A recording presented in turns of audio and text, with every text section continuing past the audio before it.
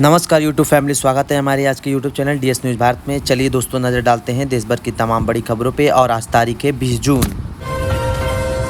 चलिए आगे बढ़ते हैं खबरों में। सबसे पहले आज के कुछ बड़े इवेंट देख लेते हैं।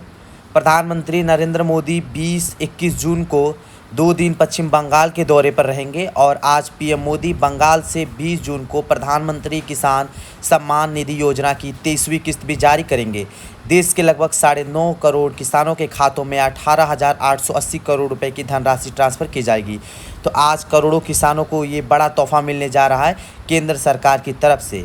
प्रधानमंत्री किसान सम्मान निधि योजना के तहत आपको पता होगा हर साल 6,000 रुपये दिए जाते हैं, 2-3 किस्तों के रूप में। इसकी 23वीं किस्त आज जारी की जाएगी और आज पश्चिम बंगाल के साथ ही ओडिशा राज्य के दौरे पर भी जाएंगे प्रधानमंत्री नरेंद्र मोदी। और देश की राष्ट्रपति द्रौपदी मुर्मू भी यहाँ की तकरीबन 47,500 करोड़ रुपए की परियोजनाओं की सौगात देंगे। ओडिशा राज्यों में हज़ारों करोड़ के विकास कार्यों की आज शुरुआत होने जा रही है।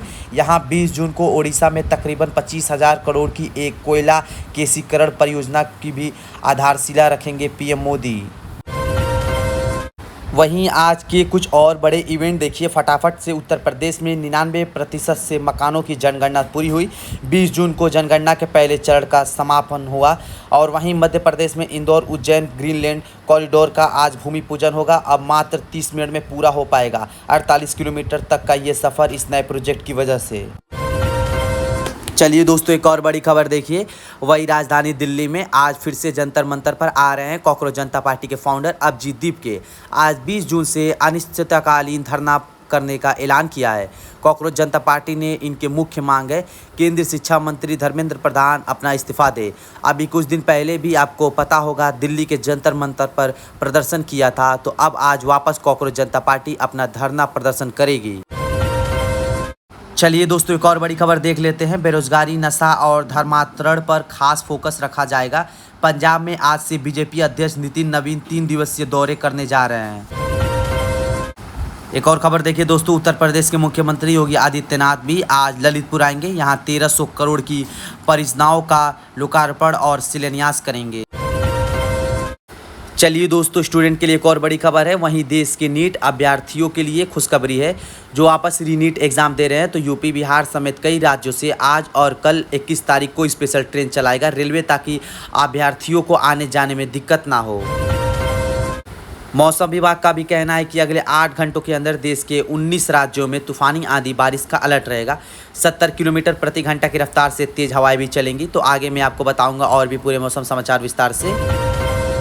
फिलहाल आगे बढ़ते हैं खबरों में। देखिए, एक तो अमेरिका और ईरान के बीच पीस डील यानी शांति समझौता भले ही हो चुका है, लेकिन फिर से अड़चन देखने को मिल रही है।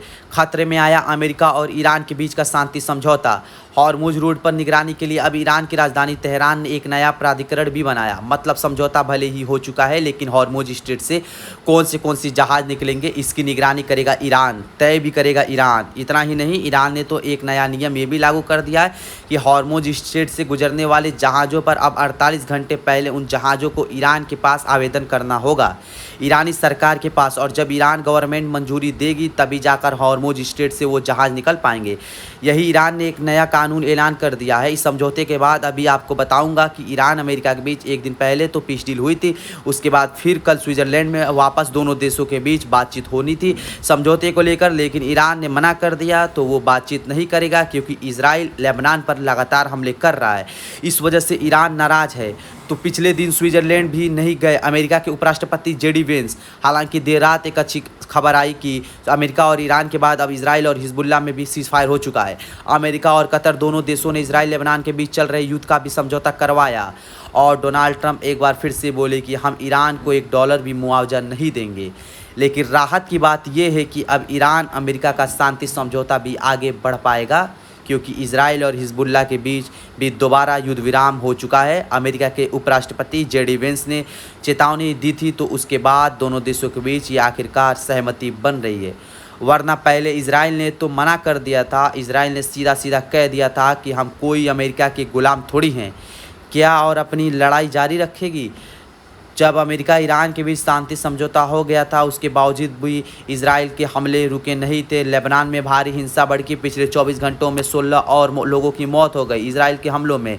लेकिन आखिरकार अब देर रात अच्छी खबर आई कि हम समझौता वार्ता के दौरान अब इजराइल और हिजबुल्लाह के बीच भी वापस युद्ध विराम हो चुका है। तो उम्मीद है कि अब युद्ध पूर्ण रूप से रुक पाएगा। हालांकि इस समझौते पर ईरान के जो नए सुप्रीम लीडर हैं आयतुल्लाह खामेनी, उनका कहना है कि बयान सामने आया। उन्होंने कहा कि अमेरिकी राष्ट्रपति ट्रंप को मजबूरी में, तो देखा जाए तो इस समझौते के बाद ईरान अपनी जीत बता रहा है और ट्रंप यानी अमेरिका अपनी जीत बता रहा है। और इस समझौते के बावजूद भी ईरान ने एक और बड़ा कदम उठाया, जहां जो कि अनुरोधों पर होगी अब त्वरित कार्रवाई। अगले 60 दिन तक ईरान का कहना है कि कोई शुल्क चार्ज यानी टोल टैक्स वगैरह नहीं वसूला जाएगा, लेकिन उसके बाद हो सकता है कि हॉर्मुज स्ट्रेट से टैक्स वसूलना शुरू कर दे ईरान की सर्वोच्च सुरक्षा परिषद ने हॉर्मुज से गुजरने वाली जहाज़ों के अनुरोध पर तेजी से कार्रवाई करने के निर्देश भी दिया। हालांकि हमारे भारत के लिए एक अच्छी खुशखबरी आई। स्टेट ऑफ हॉर्मुज के लिए लाखों टन यूरिया से लदा एक और जहाज भारत की ओर निकल चुका है। तो अगले 7 से 9 दिन तक में ये भारतीय तट पर पहुंच जाएगा, जिससे किसानों को खाद वगैरह की राहत मिलेगी।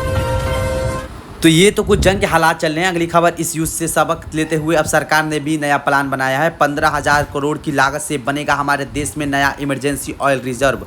ईरान जंग के बाद अब केंद्र सरकार ने फैसला लिया है, इस रिजर्व में 17.5 lakh metric ton oil storage होगा और इससे हमारे भारत की जो ऑयल रिजर्व क्षमता है वो 33% तक बढ़ सक जाएगी, ताकि भविष्य में इस तरह का कभी कोई भी युद्ध या तेल का संकट का वक्त आए तो इस ऑयल रिजर्व से 11 दिन तक का अतिरिक्त ऑयल स्टोरेज रखेगा हमारा देश। और ये ऑयल रिजर्व ONGC यानी oil and natural gas corporation बनवाएगी।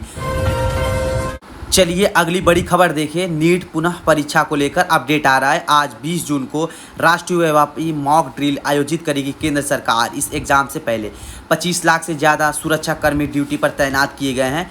तो NTA की तरफ से आज ये मॉक ड्रिल का आयोजन किया जाएगा और मतलब नीट एग्ज़ाम को लेकर तैयारियां कैसी हैं इसका रिहर्सल होगा, तैयारियों को परखा जाएगा। देश भर के 5,000 से भी ज़्यादा परीक्षा केंद्रों को कड़े सुरक्षा घेरे में रखा गया है और लगभग 2.5 लाख पुलिसकर्मी सुरक्षा व्यवस्था संभालेंगे इस नीट एग्ज़ाम को लेकर आज की मॉक ड्रिल में। और वहीं देखे दोस्तों, नीट पुनः परीक्षा से पहले एक और बड़ी कार्रवाई की गई। टेलीग्राम पर नीट का फर्जी पेपर बेचने वाला सख्त गिरफ्तार हुआ। राजस्थान में ये अमेरिका के नेतृत्व का यूज करते हुए टेलीग्राम के माध्यम से पेपर बेच रहा था। तो ये इस शख्स को अरेस्ट कर लिया गया है। नाम है आकाश चौधरी और हाई कोर्ट ने भी एक बड़ा फैसला सुनाया। नीट यूजी परीक्षा को लेकर जो NTA ने टेलीग्राम पर प्रतिबंध लगाया, तो टेलीग्राम ने इस बैन के खिलाफ हाई कोर्ट में याचिका लगाई थी, लेकिन हाई कोर्ट ने टेलीग्राम कंपनी को राहत नहीं मिली। अब 22 जून तक टेलीग्राम ऐप पर प्रतिबंध ही रहेगा, यानी टेलीग्राम पर सरकार द्वारा लगाया हुआ बैन जारी रहेगा। दिल्ली हाई कोर्ट ने केंद्र सरकार के इस फैसले को सही ठहराया और हाई कोर्ट ने इस मामले पर सुनवाई करते हुए कहा कि सरकार के पास पावर है, सरकार अपनी परिस्थितियों को देखते हुए इस तरह के बैन प्रतिबंध लगा सकती है। ऐसा वहीं देखिए NTA भी लॉन्च किया है तो अपना खुद का ऑफिशियल व्हाट्सएप नंबर।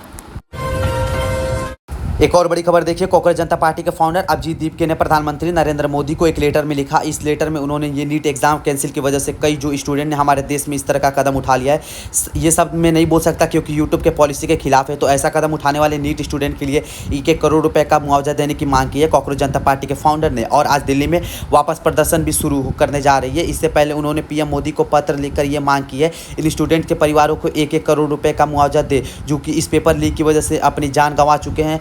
हताश होकर पिछले 36 दिन में 12 से भी ज़्यादा छात्रों ने अलग अलग राज्यों में इस तरह के कदम उठाए हैं। तो इनकी मांग वाकई में जायज़ है। राइट, आपका क्या ख्याल इस बारे में कमेंट करके बताइएगा ज़रूर।